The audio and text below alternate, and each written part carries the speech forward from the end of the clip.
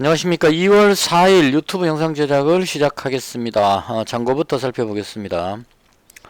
오늘 잔고는 711만원이고요. 오늘 손실 발생했습니다. 마이너스 16만원입니다. 오늘 손실은 갖고 있었던 종목도 좀 문제가 됐었고, 중간에 제가 충동 매매를 욱 하는 그게 발동이 돼가지고, 예전에 그런 증상이 있었는 게 또 발동이 돼서, 개인적으로 좀 많이, 기분이 안 좋은 날입니다. 그렇게 하면 안 되는데, 충동적으로 확 지르는 그게 또 나와버렸어요. 그래서 거기서 약간, 뭐 손실이 크진 않았는데, 그렇게 했다는 게 지금 일단, 좀 상당히 좀 오늘 저한테 가장 안 좋았던, 수익과 손실을 떠나서, 가장 좀 안 좋았던 부분이었다, 이렇게 정리를 하겠습니다. 오늘 시장도 좀 다이나믹했죠. 시장에 대한 생각입니다. 지난밤에 미증시가 빠졌습니다. 이건 어느 정도 예고가 돼 있었습니다. 어제 장중에 국내 증시 장중에 미국 선물 지수가 나스닥이 거의 한 2% 정도 빠지고 있었거든요. 메타 플랫폼, 이게 옛날 페이스북이 이름 바뀐 거랍니다.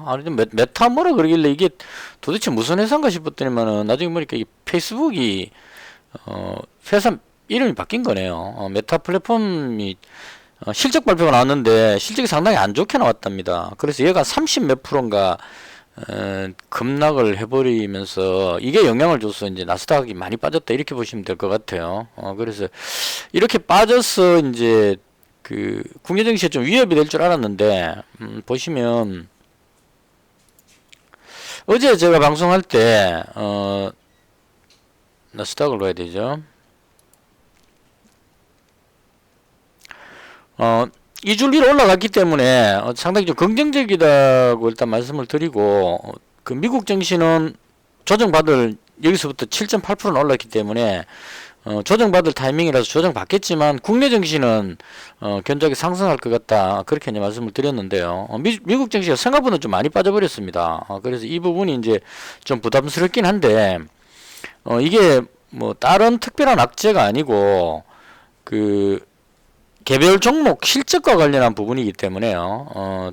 페이스북의 실적으로 인한 하락이기 때문에 이건 그 종목의 어떤 문제로 보는 게 맞을 것 같습니다. 그러니까 다른 나스닥 기업들이 다 실적이 안 좋게 나온다면은 어닝 쇼크 이렇게 할 수 있겠지만, 특정한 그 기업이 실적이 안 좋다는 거는 그 종목 자체의 문제지 전체 실적의 문제는 아닌 것 같거든요. 그래서 앞으로 실적이 계속 나오겠지만, 페이스북이라는 이 회사가 뭔가 좀 잘 못해가지고 실적이 나쁜 것이 아닌가, 그렇게 보여집니다. 그래서 일단 이 하락이 좀 컸던 이유가 어떤 종목의 실적 발표와 연관됐기 때문에 이 부분을 그렇게 나쁘게 볼 것은 아니다, 개인적으로 그렇게 보여졌습니다. 그리고 지금도 그렇지만 미국 선물 지수가 나스닥이 2% 정도 상승하고 있습니다. 하루 종일 그랬어요. 그러니까 2% 상승한다는 얘기는 이 정도 뜬다는 얘기죠. 지금 만약 저 상태로 개장을 한다고 치면. 그래서 선물 지수가 2% 정도 상승하니까 이 하락한 부분을 어느 정도 상쇄시켰다, 이렇게 보시면 될 것 같아요. 그래서 나스닥은 원래 조정받을 타이밍이었기 때문에 조정받았다, 이렇게 보면 되고, 약간 더 깊었던 거는 메타 플랫폼이라는 그 회사가 워낙 덩치가 크다 보니까 그로 인해서 조금 더 빠진 거니까 일단 조정받을 타이밍에 조정받았다, 이렇게 보시면 될 것 같고요. 그 다음 국내 증시는 상승이 나왔죠. 그러니까 제가 보는 관점은 대충 한 이 정도쯤은, 여기 정도쯤까지는 반등이 나오지 않을까 싶어요. 그러니까 미국 증시 기준으로 1파 빠지고 2파 빠지고 그다음 추가로 빠졌던 걸 다시 덜 올렸다가 여기쯤 왔다가 지금 여기 정도 와 있는 상태거든요. 나스닥 기준으로. 근데 선물 지수가 상승하고 있기 때문에 오늘 저녁에 미증시가 상승한다고 치면 국내 증시가 이 정도까지는 반등이 나올 수 있다, 개인적으로 그렇게 봅니다. 그래서 이 정도를 맞춰놓고 상승 쪽으로 계속 보는 것이 맞지 않을까. 어제도 제가 상승 쪽으로 보고 베팅을 한다, 이렇게 말씀드렸는데, 오늘 상승을 했고 앞으로도 월요일날도 상승할 것으로 예상을 합니다. 금요일인데도 불구하고 이 정도 견조했으면 상승 쪽으로 보는 것이 맞지 않을까 이렇게 생각을 합니다. 자, 그 다음 제가 매매했던 거를 오늘 왜 손실이 발생했는지를 설명을 드리겠습니다. 어제 제가 그 시간의 거리에서 괜히 매수를 해가지고요. 한국석유 한 종목만 가지고 있었으면 아무 문제가 없었었는데 이게 그 TV 토론하는 것 때문에 안철수 관련주를 세 종목이나 매수를 했습니다. 100만원, 100만원, 100만원 이렇게 가지고 있었는데 이거 실수였던 것 같아요. 재료 노출인데 이거를 이 재료 노출 이 개념은 이 부분은 상당히 그 생각을 잘해야 되는 부분인데 이걸 제가 미처 캐치를 못해가지고 판단 미스였던 것 같습니다. 많이 빠져버렸어요. 그래서 먼저 안철수 관련주부터 먼저 말씀드리면 안랩을 오늘 안랩이 그 안철수 관련주의 대장인데 이걸 거의 한 7% 넘게 7% 정도 눌러버렸습니다. 외국인이 지금 보시면 83,000주 정도 매도해버렸는데 이게 그동안 여기서부터 매수했던 게 지금 엄청나게 많은 물량을 매수했었기 때문에요. TV 토론을 했다는 그걸 빙자해서 그냥 확 던져버린 것 같아요. 이게 아마 그 외국인도 지금 뭐 여기 잡았던 가격이 대부분 다 8만원대이기 때문에 어느 정도 손절을 했다는 개념으로 보면 되지 않을까 싶습니다. 제 개인적으로는. 그래서 특정 증권사 외국계에서 손절하면서 물량이 쭉 빠지지 않았나 개인적으로 생각을 하고 이건 이제 개인적으로 봤을 때 뭐 TV 토론에서 안철수 후보가 뭔가를 잘못했다 이런 개념이 아니고 TV 토론으로 올라갈 것이라고 기대하고 있다가 어제도 그런 조짐이 좀 있었습니다. 막 던졌는데 이걸 끌어올렸거든요. 선의전자가 올라가면서 어제 선의전자가 땡겨 올라가면서 안랩이 대장이니까 당겨 올라가는 그런 모습이었는데 오늘은 아침부터 그냥 확 밀어버렸습니다. 밑으로 쫙 밀어버리니까 선의전자까지 같이 딸려 내려가 버렸어요. 뒤로. 그래서 이렇게 해서 다 손절했습니다. 여기서 손실이 컸습니다. 제가 이 정도로 마이너스 나는 경우가 잘 없는데 안랩을 거의 제가 손절했던 타임이 79,000원이었거든요. 와, 진짜 바닥에서 던졌습니다. 79,000원이니까. 분봉으로 보면 79,000원이니까 여기서쯤에서 틀었겠네요. 79,000원. 와, 정말 완전 바닥에서 여기서 정리했습니다. 정리하고 지금 뭐 비슷한 가격인데요. 이 떨어지는 걸 그대로 지켜보고 있었습니다. 100만원치 가지고 있었으니까 8만원 마이너스 났겠죠. 그 다음 선의전자도 마찬가지로 이것도 얼마에 손절했는지 복기를 한번 해봐야 되겠죠. 가슴 아프지만 3,540원 3,540원이니까 얘도 거의 한 이 정도에서 정리를 했네요. 손절했고요.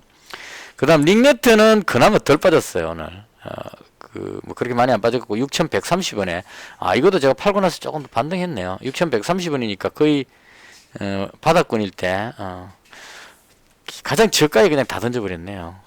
그래서 이 종목 3개가 오늘 저한테는 상당히 안 좋았다. 그러니까 합치면 그냥 15만원 거의 얘까지 합치면 거의 한 18만원 정도 손실 났겠죠. 그래서 오늘 손실은 거의 대부분 거기서 났다 이렇게 보시면 될 것 같고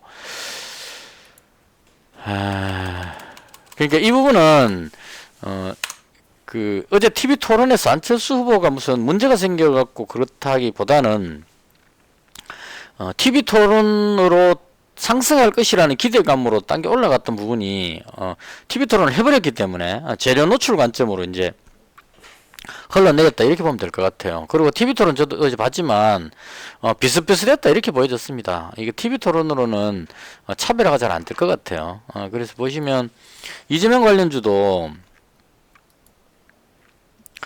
어제 미리 이제 땡겨 올려놨다가 오늘 눌러버렸죠. 그래서 이재명 관련주도 빠졌고 다 빠졌고 그 다음 윤석열 관련주도 반등을 좀 시도하긴 했는데 이건 왜냐하면 윤석열 후보가 TV 토론을 상당히 취약할 것이라고 생각했는데 뭐 그냥 서로 막 이야기하니까 별로 단점이 잘 안 나타난다 이런 분위기인 것 같아요. 그러니까 TV 토론 내용 자체를 대부분 사람들이 다 잘 안 보기 때문에 끝나고 나서 뉴스 기사를 사람들이 많이 보는 것 같습니다. 근데 그 기사에 관련 당 쪽에 있는 지지자들이 몰려가서 댓글을 막 써버리기 때문에 쉽게 말하면 이제 그 윤석열 후보 지지하는 쪽에 가면 윤석열 후보가 TV 토론을 아주 잘했다 이렇게 이제 우 걸어서 버리니까 TV 토론 안 본 사람 입장에서 보면 아주 잘했다 이렇게 보여진다는 얘기죠. 그래서 그런 관점으로 이 TV 토론 가지고는 어떤 특별하게 변별력이 잘 나오지 않을 것 같다 개인적으로 보여집니다. 그래서 TV 토론은 어떤 이 지지율 오르고 내리는 데 판단하기는 조금 그럴 것 같고 전체적인 지지율 큰 흐름이 어떻게 될 것이냐 이걸 이제 봐야 될 것 같아요. 그래서 이 부분은 앞으로 시간이 흘러가면서 후보 등록하고 나서 많은 인들이 아직까지 일어날 거니까 거기에 맞춰서 대응하는 게 맞지 않을까. 어쨌거나 오랜만에 가지고 있던 종목 3개를 닉네트는 그나마 좀 양호했고 안랩 거의 한 7%, 선의전자 거의 한 10% 정도에서 한 17% 정도 날렸습니다. 여기서. 그래서 가슴 아팠고 그 다음 그 가지고 있었던 한국석유입니다. 이 종목도 조금 아쉬웠어요. 한국석유가 이게 그 분봉으로 보시면 국제유가가 아주 많이 올랐습니다. 지금도 상당히 높은 가격입니다. 국제유가가 90.75달러인데 이게 그 전문가들이 100달러까지 갈 것이라고 예상을 합니다. 근데 그 국제유가가 올랐더라도 그 제가 어제도 말씀드렸는데 휴마시스 한국석유는 한국석유나 빅텍 같은 이런 종목은 인버스 쪽의 느낌이 있기 때문에 지수가 올라가 버리면 뒤로 밀린다는 그런 좀 속성이 있습니다. 그래서 보시면 코스닥 지수가 분봉으로 봤을 때 안 밀리고 그냥 계속 위로 올리는 모습이 나온다는 얘기죠. 이게 이제 그 이렇게 보면 큰 차이가 없을 것 같지만 1.26%나 상승했다는 얘기입니다. 그래서 그 코스닥 지수가 위로 올라가면 이 인버스 개념에 있는 종목들이 뒤로 밀리는 게 일반적입니다. 대체로. 그래서 이런 흐름으로 인해서 지수가 올라가니까 얘가 뒤로 밀렸다 이렇게 보면 될 것 같고 처음에는 이걸 잘했습니다. 저도 맨 처음에 제가 했던 거 보면 눌릴 것 같았거든요. 왜냐하면 그 코스닥 지수가 상승하니까 국제유가가 오르더라도 갭으로 뜨면 누를 것이라는 생각이 들어가지고 바로 팔았습니다. 19,600원부터 팔기 시작했어요. 여기서부터 19,600원이면 100만원치 가지고 있었는데 3등분 해가지고 19,600원 여기서 한번 털고 그 다음 19,900원 여기서 정리하고 그 다음에 19,850원 해가지고 이 부분에서 전부 다 이익 실현을 했습니다. 이게 꽤 높은 위치였거든요. 그냥 10% 넘게 올라갔을 때였지신데 정확하게 기억은 안 나지만 그래서 여기서 수익 실현을 다 정리를 했습니다. 근데 이게 뭐가 아쉬웠냐면 내려와가지고 여기서 다시 잡았다는 게 실수였습니다. 18,750원, 18,550원 해가지고 이게 여기서 반등할 줄 알고 그냥 100만원만 잡으면 또 그나마 나왔을 건데 200만원을 잡아가지고 뒤로 밀려버리는 바람에 여기서 손실이 좀 발생했고요. 그 다음 마지막 100만원 남겨놨던 걸 여기서 정리했습니다. 450원에 여기서 정리했는데 종가에 뚝 떠갖고 여기서 끝나버렸죠. 그래서 이 부분이 좀 아쉬웠다. 수익 났던 걸 다시 그냥 날려버렸다. 이렇게 정리를 하면 될 것 같습니다. 그 다음 제가 매매했던 것 중에 뭐 러셀하고 이런 것들은 그 로봇 관련해 가지고 로보티즈하고 들어갔다가 거의 뭐 본전선에서 정리를 했고 그 다음 그 제가 그 크게 손실 봤던 실수했던 게 삼성출판사였습니다.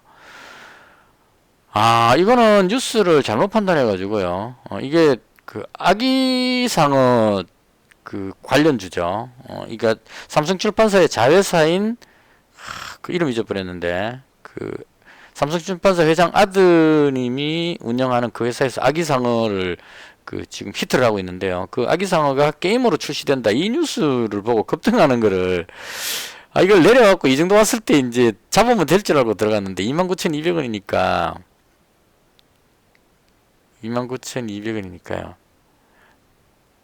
요 돌릴 때 여기서 잡았습니다. 이제 충분히 빠졌다고 생각하고 잡았는데 이게 더 빠져버리더라고요. 밑으로요. 그래서 이게 손절하면서 여기서 손실이 좀 발생했습니다. 그냥 뭐 순식간에 쭉 빠져가지고 여기서 한 8만원 정도 날렸던 것 같아요. 그래서 이건 정말 실수했다. 이건 이 뉴스의 가치를 잘못 판단했다는 겁니다. 제가. 그러니까 그거 게임 출시한다고 해서 큰 돈이 안 될 건데 그 게임 출시했다는 거기에 그냥 혹해가지고 그러니까 이런 재료가 터져가지고 갑자기 급등할 때는 그 뉴스가 어느 정도 그 수익성을 줄 것인지를 판단하는 게 가장 중요하다고 봅니다. 그러니까 뭐 그 차트 보고 하시는 분들은 뭐 내려왔 급등했다가 빠지고 뭐 하면 어느 위치에서 자꾸 뭐 이렇게 할지 모르겠지만, 제 같은 경우에는 뉴스가 나와서 일단 급등하면 일단은 기다립니다.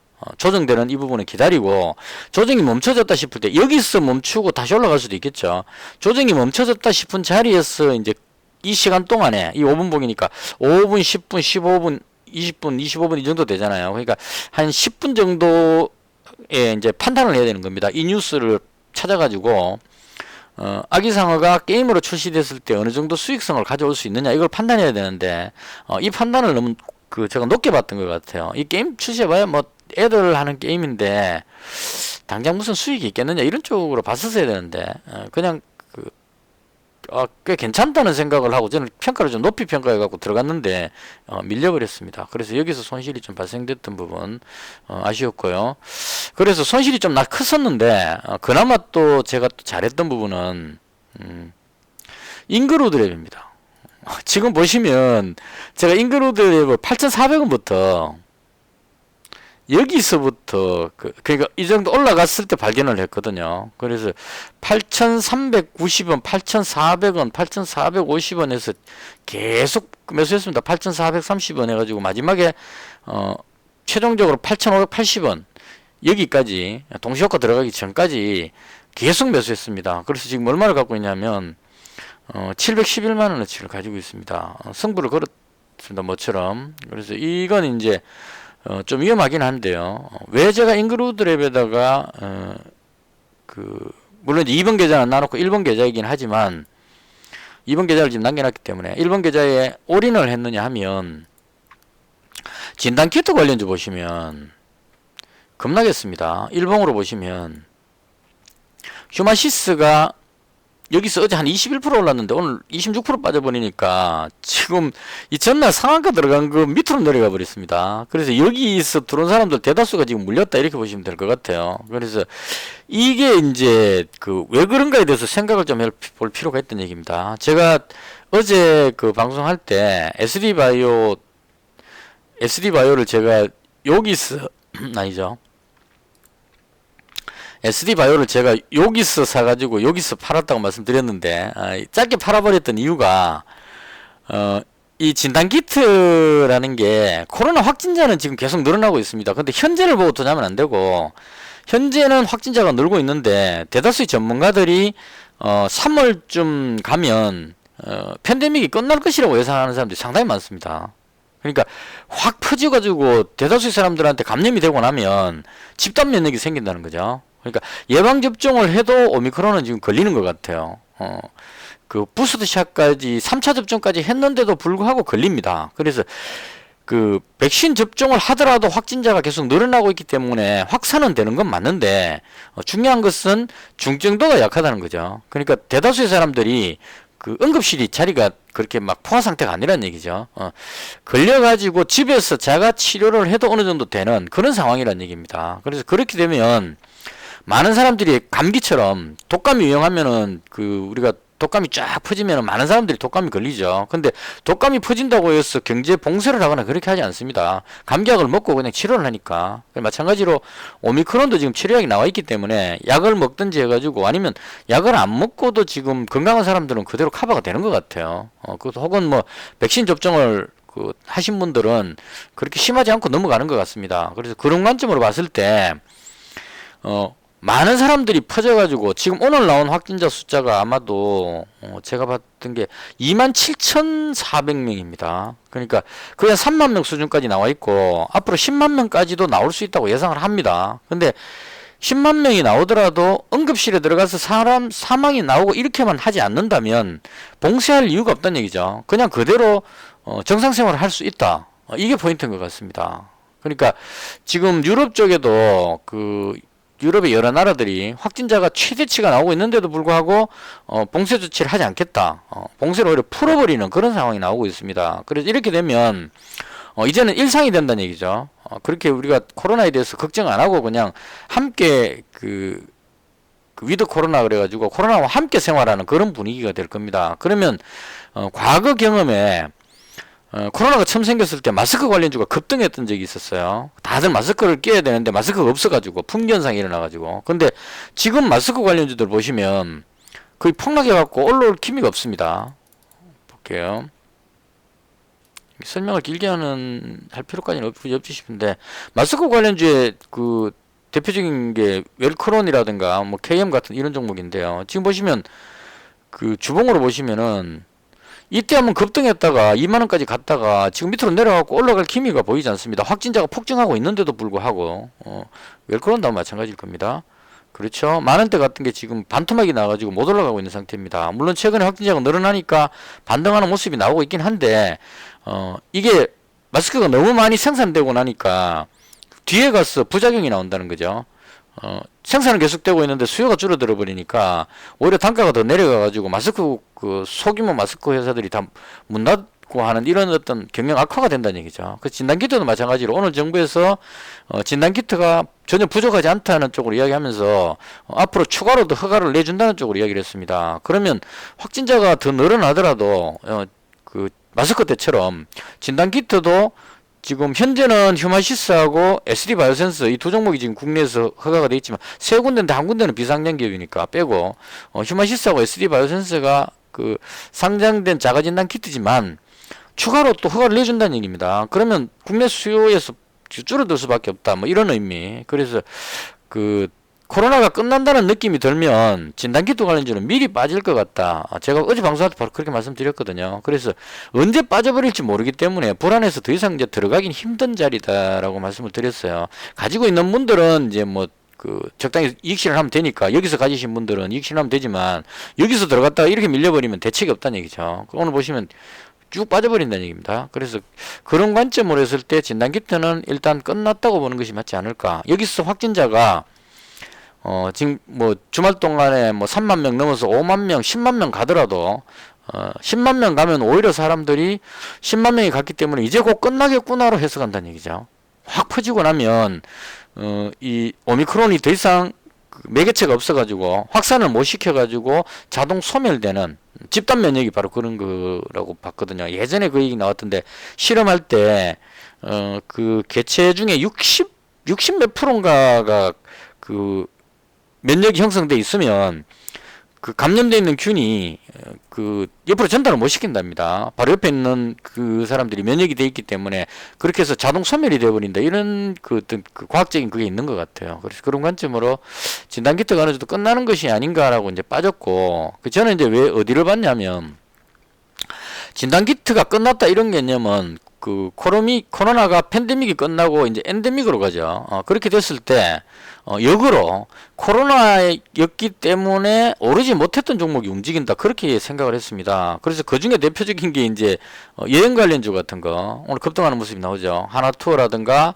뭐 참 좋은 여행 이런 종목들이 그동안 눌려 있다가 확진자 급증하면서 눌렸다가 오늘 이제 확 튀어오르는 겁니다. 곧 끝난다는 걸 예상하고 3월 달에 확진자가 끝나면 3월 달에 여행을 엄청나게 많이 갈 거라고 생각하고 지금부터 움직인다는 얘기죠. 현재 2월이지만 이게 이제 주식이 어떤 앞을 보고 움직이는 그런 관점으로 보시면 될 것 같아요. 그래서 개인적으로 저는 여행 관련주는 제가 좀 익숙치가 않아 가지고 이쪽은 제가 많이 해보질 않아 가지고 들어가지는 못했습니다. 뭐 대한항공, 아시아나항공은 또 무슨 뉴스가 있었는지 모르겠지만 급등하는 모습이 나왔는데, 그다음 뭐 그 파라다이스 같은 경우는 이제 카지노 관련주 쪽이죠. 그래서 이런 쪽으로 해서 그 움직였는데, 저는 개인적으로 화장품 관련주를 개인적으로 좀 선호하는 편입니다. 그 중에도 이제 잉그루드랩을 잡았던 이유는 이 회사는 실적 면에서 상당히 좋습니다. 보시면 오늘 금요일이니까 조금 더 길게 할게요. 이게 액면가가 0원짜리라서 이게 조금 부담스럽긴 이거 액면가는 그렇게 중요하지 않으니까.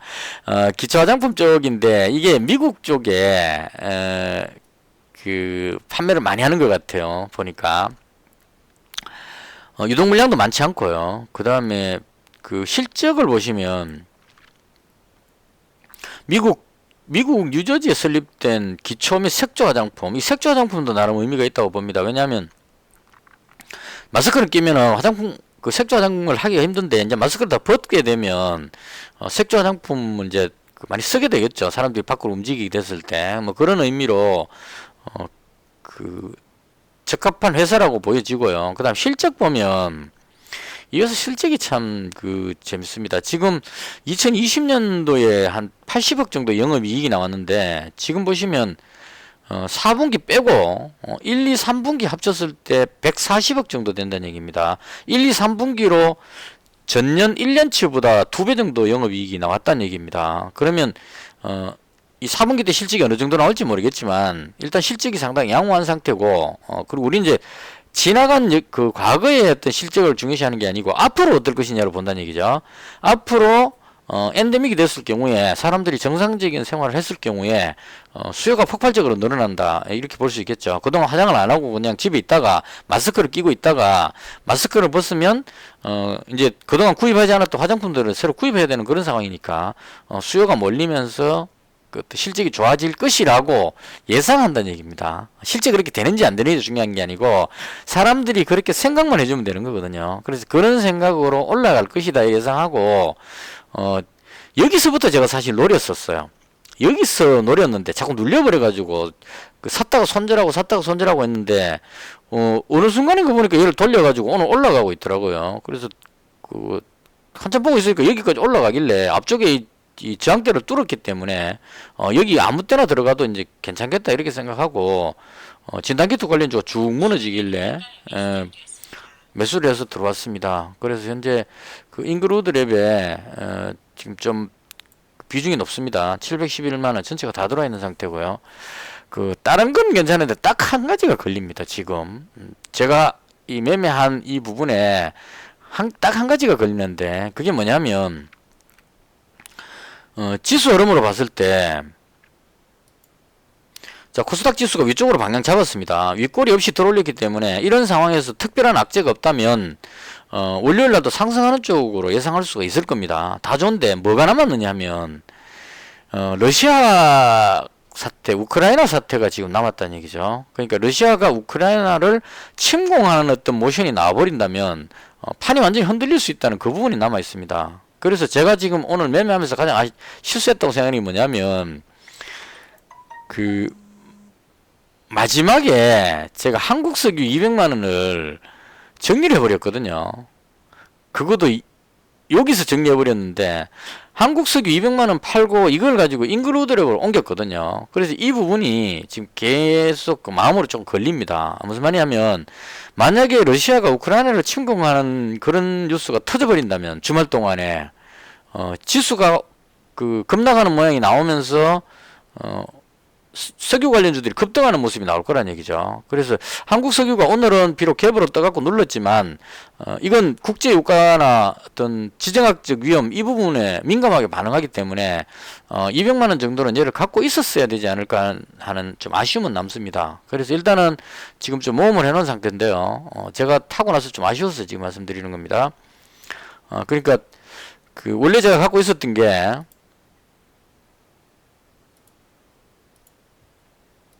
잉그루드랩을 500만원 가지고 있었고 그 다음에 한국석유를 200만원을 가지고 있었단 말이에요. 그래서 이렇게 가지고 있었으면 딱 좋았는데 마지막에 동시효과 들어가기 바로 전에 한국석유를 팔아버리고 잉글루드랩 쪽으로 지금 다 몰아버렸는데 이 부분은 아무리 생각해도 지금 계속 찜찜함이 남습니다. 왜냐하면 러시아가 지금 우크라이나를 공격하려고 여러가지 공작을 많이 하고 있는 것 같거든요. 그러니까 우크라이나가 러시아를 먼저 공격했다는 이런 이제 영상을 가짜 영상을 만들어 가지고 이걸 이제 영상을 퍼뜨리고 우크라이나가 공격했으니까 우리가 보복한다 이런 어떤 시나리오를 짜고 있는 것 같아요. 그래서 어떻게든 러시아가 공격을 할 가능성도 상당히 높다. 그리고 그렇게 했을 경우에 유럽 EU나 미국 쪽에서 반드시 또 거기에 또 좌시하지 않겠다 이렇게 되어 있기 때문에 전쟁이 터질지는 않을 것 같지만 전쟁이 터질 것 같은 그런 긴박한 상황까지 몰고 가지 않을까 하는 이 생각이 듭니다. 그래서 개인적으로 그 부분 때문에 가장 찜찜하고 아무리 생각해도 이건 조금 개인적으로 실수한 것 같아서 시간에 걸려서 잉그루드를 200만원 줄이고 한국석유를 다시 200만원으로 버리는 한이 있더라도 해지로 갖고 가야 되지 않을까 개인적으로 그렇게 생각합니다. 이것을 해서 다른 건 뭐 특별한 건 없었던 것 같아요. 다른 종목들은 특별한 게 없었던 것 같고, 대선 테마주는 TV 토론이 끝나버렸기 때문에 이제 재료 노출 관점으로 대체도 다 같이 밀렸다 이렇게 보시면 될 것 같고, 이건 아마 조금 더 지나고 후보 등록하고 나서 어떤 여론이 좀 움직일 때, 그럴 때 들어가는 것이 좋지 않을까. 그러니까 아직 확실하게 장담할 수가 없다는 얘기입니다. 보시면 윤석열 관련주도 아직까지 뭐 특별하게 올라가는 모습이 안 나오고 있고요. 이재명 관련주도 지금 여러 가지 악재가 많기 때문에 끌어올리지를 못하는 겁니다. 악재가 없다면 그냥 지지율만 보고 올라가면 되는데, 지지율이 높게 나오더라도 악재가 언제 터질지 모른다는 것 때문에 못 올라가는 거고, 안철수 관련주는 다른 악재는 없지만 지지율이 지금 안 나오고 있기 때문에 뒤로 밀리고 있고, 이런 식으로 마땅히 들어갈 만한 종목이 잘 없다. 그래서 이건 좀 더 지켜보고 어떤 변화가 생길 때 맞춰서 움직이는 것이 맞지 않을까, 개인적으로 그렇게 생각을 합니다. 이것을 해서 제가 봤던 시장에 대한 설명을 모두 마치겠습니다. 아마 시간에 그래서 그 잉그로드랩을 한 200만원 정리를 하고요. 상황이 된다면 한국석유 쪽으로 200만원을 해치로 가지고 있어야 되지 않을까, 그렇게 생각합니다. 현재 상황으로는 미국 증시가 급등이 나오면서 이제 그 잉그루드랩 같은 이런 종목들이 올라가는 그림이 나와 있는데, 주말 동안 무슨 일이 일어날지 모르기 때문에요. 완전히 판세가 뒤집어져 버리면 역으로 잉그루드랩이 내려가고 한국석유가 급등해 버리는 그런 모습이 나올 수도 있다, 이렇게 보여집니다. 그래서 거기에 대한 위험에 대한 대비도 해야 되지 않을까, 개인적으로 그렇게 생각합니다. 이것으로 해서 제가 봤던 시장에 대한 설명을 모두 마치겠습니다. 시청해 주셔서 대단히 감사합니다.